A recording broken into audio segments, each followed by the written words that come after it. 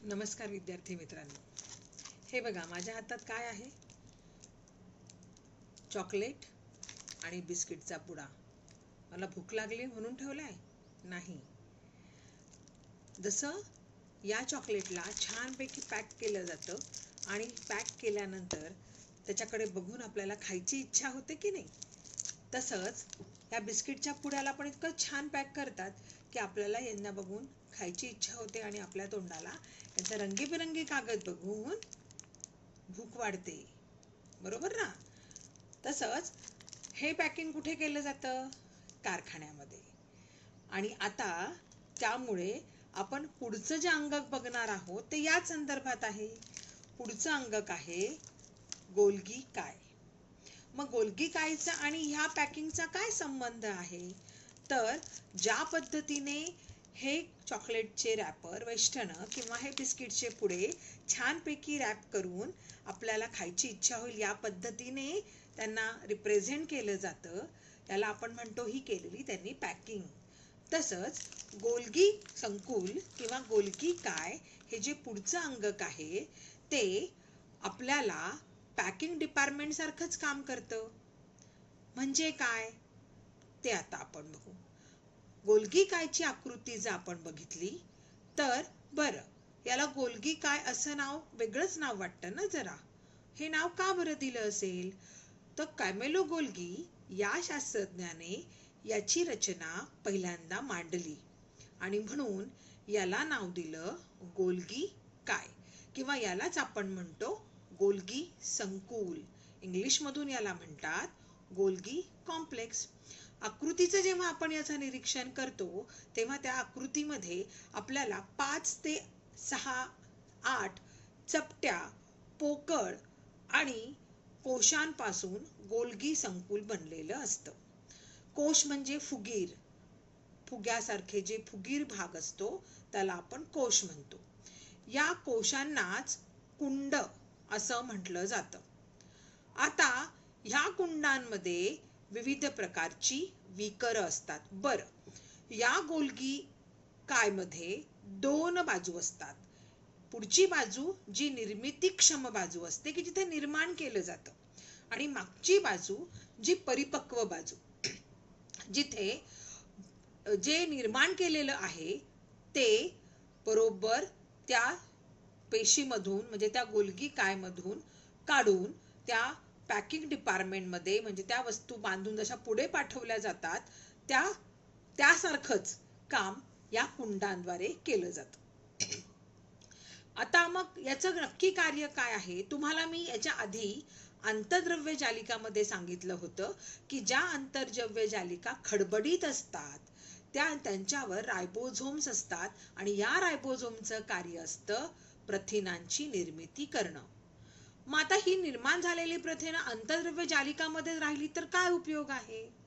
म्हणून जिथे अंतर्द्रव्य जालिकामध्ये निर्माण झालेली जी प्रथिनं असतात ती प्रथिनं ह्या गोल्गी कायच्या पिटिकांमध्ये जमा होतात आणि पेशी द्रव्यांमार्फत मग ह्या पिटिका हळूहळू हळूहळू ते प्रथिनं गोल्गी संकुलापर्यंत येतात आणि नंतर मग या कुंडांमध्ये, म्हणजे जो फुगीर भाग असतो त्या कुंडांमध्ये ते पाठवलं जातं. ह्या कुंडांना अशा एकावर एक अशा घड्या असतात आणि मग या द्रव्यांमध्ये काही एन्झाईम म्हणजे विकर मिसळली जातात, काही स्त्राव मिसळली जातात आणि मग त्यांच्यामध्ये काही बदल निर्माण होतात. हे जे बदल असतात हे बदल त्यांच्यामध्ये जी प्रथिनं तयार होतात त्या प्रथिनांमध्ये पुन्हा गोलीय पिटिकांमध्ये आधी निर्माण होतात. आधी ते येताना सुरुवातीला ते कुंडांना येतात. कुंडांना आलं की त्यांच्या द्रव्यामध्ये काही बदल होतो. मग पुन्हा ते काय करतात, बदल झालेले हे जे प्रथिनं आहेत ते पुन्हा या गोल्गी पिटिकांच्या आतमध्ये बंद होऊन ते आता त्या संकुलांच्या आता येताना कुठून आले, ते येताना निर्मितीक्षम बाजूकडून आले, जिथून निर्माण झाले. आणि आता ते पूर्णपणे ज्या वेळेला परिपक्व होतात त्यावेळेला ते त्यांच्या परिपक्व बाजूकडून बाहेर पडतात. म्हणजेच कारखान्यातील वस्तू ज्या पद्धतीने परिपक्व होऊन पॅकिंग करून पुढे ढकलल्या जातात, पॅकिंग करून पुढे पाठवल्या जातात, तसेच काहीसे काम या गोल्गी कायच्या कुंडांमध्ये होत असतं. मग आता या गोल्गी कायचं कार्य काय आहे किंवा कार्य कसं चालतं ते आपण बघू. गोल्गी संकुल हे एक श्रावी अंगक आहे. श्रावी अंगक म्हणजे काय? सिक्रिटरी, की ज्याच्यामध्ये काहीतरी श्राव श्रवत असतात. आता याच्यानंतर याचं दुसरं कार्य आहे, पेशीत तयार झालेले जे विकर असतात, जे प्रथिन असतात, जे वर्णक असतात. आता विकर म्हणजे एन्झाईम, प्रथिन म्हणजे प्रोटीन्स आणि वर्णक म्हणजे पिगमेंट्स. हे जे तयार झालेले असतात त्यांच्यामध्ये काही ठराविक कमी जास्त प्रमाणात बदल घडवून आणून त्याची वेगवेगळ्या कार्यानुसार किंवा त्या वेगवेगळ्या प्रॉपर्टीजनुसार, गुणधर्मानुसार त्याची वेगवेगळ्या ठिकाणी विभागणी केली जाते. जसं कारखान्यामध्ये प्रत्येक पदार्थाची वेगवेगळी विभागणी केली जाते आणि मग त्यांना ठराविक पेशींमध्ये किंवा पेशी बाहेर व्यवस्थित पोहोचवलं जातं. कारखान्यामध्ये पॅकिंग केलेला माल हा बरोबर वाहनासाठी किंवा वहनासाठी, डिस्पॅच करण्यासाठी ठराविक गाड्यांमध्ये भरला जातो. तसं या पद्धतीने हे तयार झालेले जे पदार्थ असतात ते पदार्थ पेशींमध्ये ठराविक ठिकाणी पोहोचवण्याचं काम हे गोल्गी संकुल करत असतं.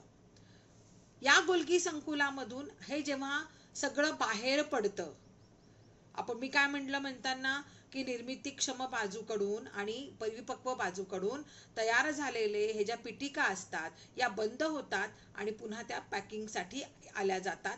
पॅकिंग झाल्यानंतर मग त्या वेगवेगळ्या पेशी बाहेर आणि पेशीमध्ये पाठवल्या ठिकाणी पोहोचवल्या जातात. बरं, मग आता काय होतं की आता यातलं जे तयार झालेलं प्रथिन आहे किंवा तयार झालेली जी विकर आहेत ती सगळी निघून गेली, पॅक झाली आणि ती निघून गेली. मग इथे राहतं आता जे रिकामी पिटिका शिल्लक राहते. मग ही जी रिकामी पिटिका आहे यालाच आपण रिक्तिका आणि श्रावी पिटिका या निर्माण होतात. रिक्तिका म्हणजे रिकामी जागा आणि श्रावी पिटिका म्हणजे सिक्रिटरी, की जे वेगवेगळे श्राव श्रवते, अशी एक पिटिका या ठिकाणी गोल्गी कायमध्ये याच्यानंतर निर्माण होते. पेशीभित्तिका, प्रद्रव्य पटल व लयकारिका यांच्या निर्मितीमध्ये सुद्धा गोल्गी काय